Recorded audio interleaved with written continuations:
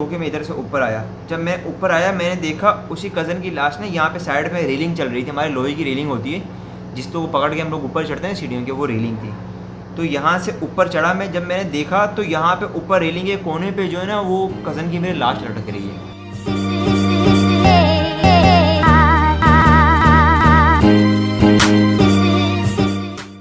Hello, सलाम, नमस्ते, खुशामदीद, पखैर। आप उम्मीद है कि आप सब खैरियत से होंगे। मैं भी यहाँ खैरियत से हूँ। भाई हम आए हुए थे यहाँ पे सामान लेने के लिए, तो सामान तो कुछ ले लिया है पर अभी थोड़ा सा गर्मी बाहर ज़्यादा है तो इसकी वजह से गाड़ी में बैठे हैं। तो आप लोगों से कुछ थोड़ी बहुत बात कर लेते हैं, उसके बाद जो है जाके बाकी सामान लेंगे और फिर घर निकलने ही करते हैं। यार आज एक मीटिंग थी, वो मैं जो है वो कैंसिल कर दी है, पर वो इसीलिए की है कि मतलब ज़्यादा बाहर निकलना नहीं है। ये भी ज़रूरी सामान था तो मैं बाहर आया हुआ था। तो भाई यहाँ पे आजकल जो है वो केसेस बहुत ज़्यादा बढ़ चुके हैं, तो आप सब जो है वो हिफाजत से रहें। आप लोग ज़रूरी नहीं है कि बाहर निकलें, कुछ दिन की बात है, कुछ टाइम बाद फिर सेट हो जाएगा सब मामला इंशाल्लाह। अगर नहीं भी हुआ तो फिर कोई ना कोई ऐसी मतलब चीज़ निकल आएगी जिसकी वजह से इंसान फिर बाहर निकल सकते हैं। हम जैसे लोग बाहर निकल सकते हैं। इसकी वजह से हमें जो है सबसे पहले अपने आप को बचाना है, उसके बाद हम दूसरे काम कर सकते हैं। जो नहीं कर रहा उससे भी करनी चाहिए, क्योंकि अगर वो हिफाजत नहीं करेगा तो आगे फिर जो अगली ज़िंदगी के लिए तो आप आगे काम करो।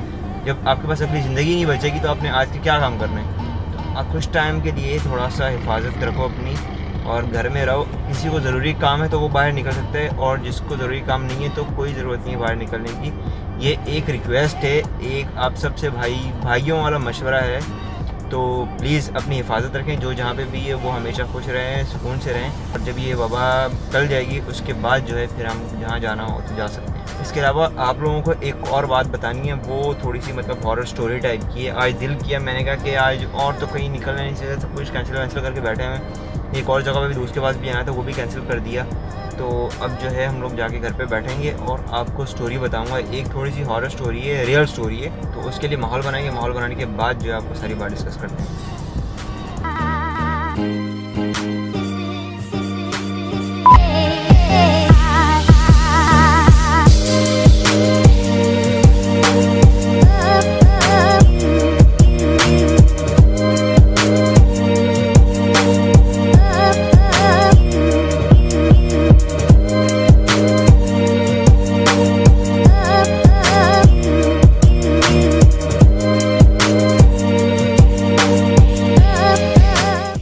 तो यार मैं जो हूँ वो घर आ चुका हूँ। सामान जो है वो मैंने सारा अपने किचन के अंदर रख दिया है। तो भाई स्टार्ट करते हैं। मैं आपको सारा स्टेरियो समझा देता हूँ कि भाई पूरी स्टोरी का स्टेरियो क्या होगा।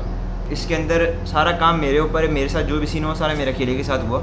और ये घर हमारा जो है, हम लोग पहले एक जगह थी हम लोगों की करीब में, मतलब कराची में एक जगह है रिजवान सोसाइटी, तो वहाँ पे हम लोग रहते थे। और वहाँ पे ये सारा सीन जो है ना हमारा क्रिएट हुआ था, क्योंकि हम नीचे सबसे नीचे जो है ना इस घर के मेरे ताया वाले रहते थे। फिर उससे ऊपर एक फ्लोर था, उस पर जो है ना सारे मेरे मतलब वो उधर वो थे, कोई दो जगह थी, दो पोर्शन थे वहाँ पे, और दोनों डिवाइड किए हुए थे उन्होंने।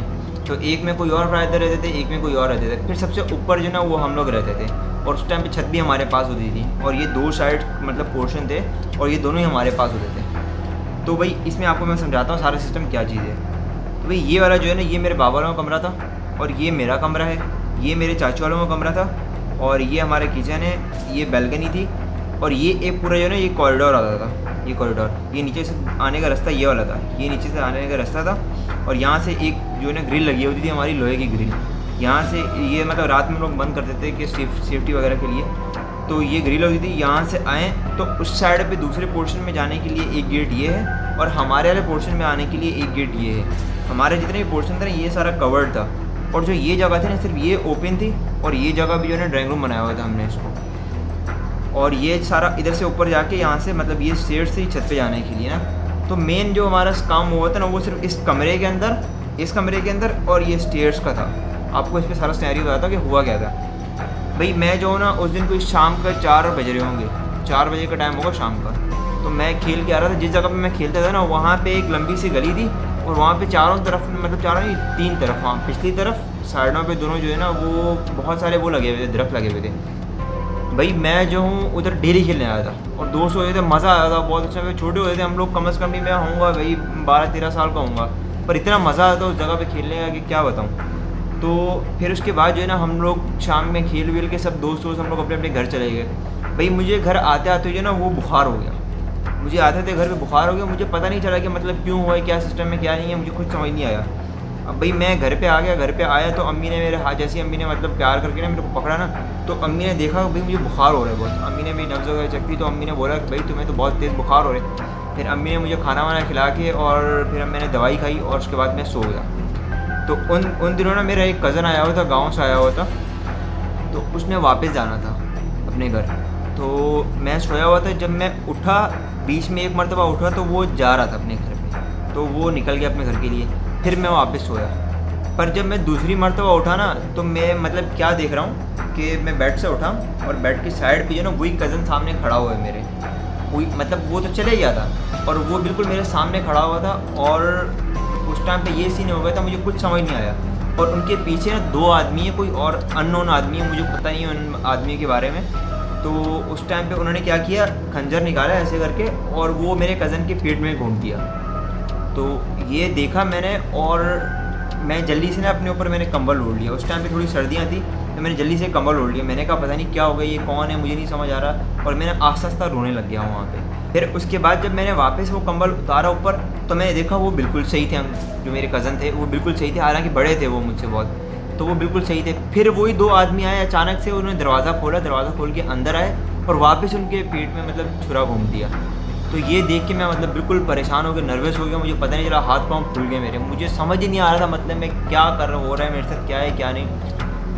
फिर जो है ना मैं वापस ऊपर कंबल लिया और मैं सो गया वापस अगेन।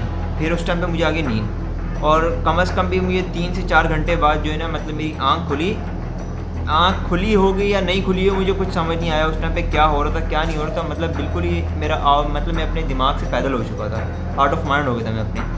उसके बाद जो है मैंने देखा ये जो सीढ़ियाँ थी ना, ये वाली सीढ़ियाँ, यहाँ से मैं ऊपर आया, रात के टाइम था, रात का टाइम हो रहा था, और यहाँ से मैं ऊपर आया।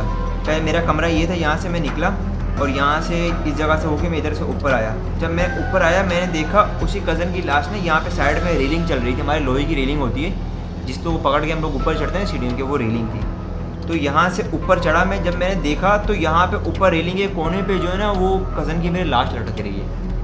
मतलब मेरे जो है ना वो हालत बुरी हो गई थी उस टाइम पे, ये देख के मुझे कुछ समझ नहीं आ रहा था क्या हो रहा है। और मैं इतनी स्पीड में भागा डायरेक्ट अपने मतलब वहाँ से निकल के, मेरे बाबा वाला कमरा था, सब सो रहे थे और मुझे समझ नहीं आया उस टाइम पे वो कमरा लॉक था। मैं भागते हुए धस कमरे के अंदर लगा और मुझे पता नहीं मतलब मैं वहाँ पे नीचे गिर गया।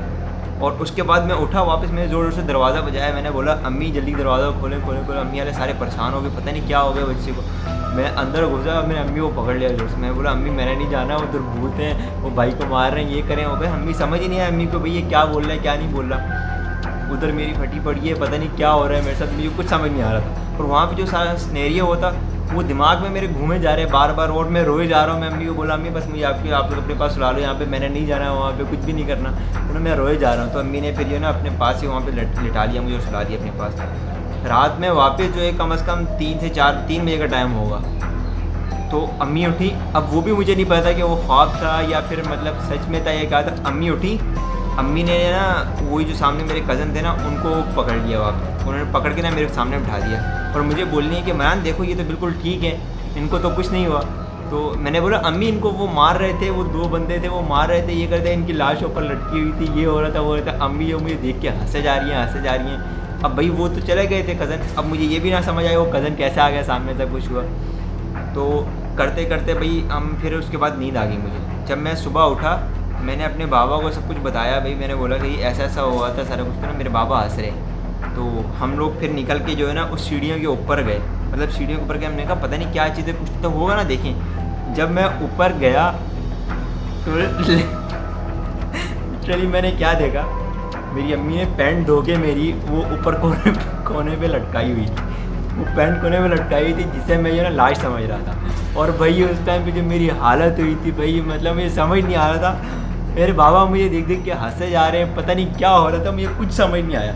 तो भाई ये सारा सिस्टम हुआ था मेरे साथ। और उस दिन के बाद जो है ना मतलब मुझे उस सीढ़ियों से इतना डर लगता था, इतना डर लगता था, बड़ी मुश्किलों से मैं कभी ऊपर जाना था ना छत पे, तो छोटे भाई को या बहन को लेके फिर उसके बाद साथ में ऊपर जाया था कि भाई आओ ऊपर जो भी काम वाम वो करके वापस आते हैं। उस दिन के बाद जो मेरे बाबा वालों ने मेरा इतना मजाक उड़ाया भाई, मुझे ये नहीं समझ आया कि उस घर में था क्या क्या नहीं था, मुझे कुछ समझ नहीं आया, क्योंकि अभी तक वो मेरे कज़न्स वगैरह वहाँ पे रहते हैं।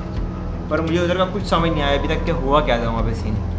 तो होपफुली कि आपको ये सारी स्टोरी मेरी समझ आई होगी, आपको भी फील हुआ होगा क्या हुआ होगा मेरे साथ। भाई मतलब मेरे दिमाग में भी वो कुछ आता है ना तो बिल्कुल अजीब सा सिस्टम हो जाता है। कभी कभार तो हंसी आती है खुद भी, जैसे अभी आ रही है, और कभी कभार तो मतलब बिल्कुल डरावना सीन हो जाता है मेरे साथ। तो होपफुली आप लोगों को ये सब कुछ अच्छा लगा होगा मेरी स्टोरी सुन के। अगर आप लोगों को अच्छा लगे तो कमेंट में बताइएगा, क्योंकि कुछ और भी स्टोरीज़ हैं वो भी मैं आपको बताऊँगा इस तरह। और अगर आपको ये वीडियो अच्छी लगे तो सब्सक्राइब करिएगा, लाइक करिएगा और दूसरों में शेयर करिएगा। अपना प्यार मुझ तक बांटते रहिएगा और मेरा प्यार लेते रहिएगा। Thanks for watching. अल्लाह हाफिज़।